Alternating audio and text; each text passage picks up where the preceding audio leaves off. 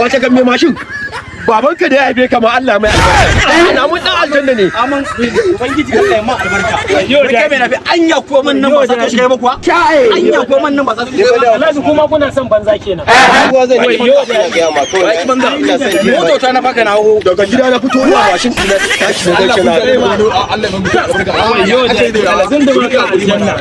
ai mu yau ai ta zaka gari da mu da riga ka ka dawo da mu da aka yi mai nafi ba abin da zai hana ka shiga aljanna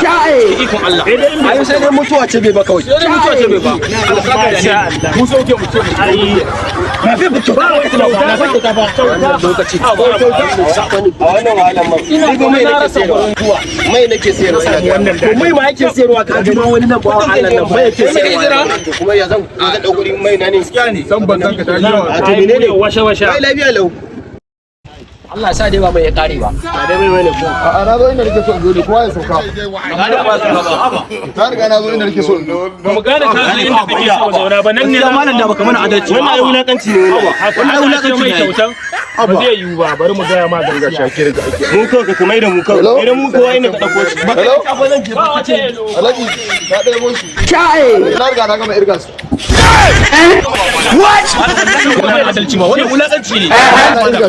ni ba yawan mita kafa nake yi wannan ka aje za ka mai da kowa ne ko kuma ya Kada su biyar ne. what Kai, ƙaryar san banza kuke yi.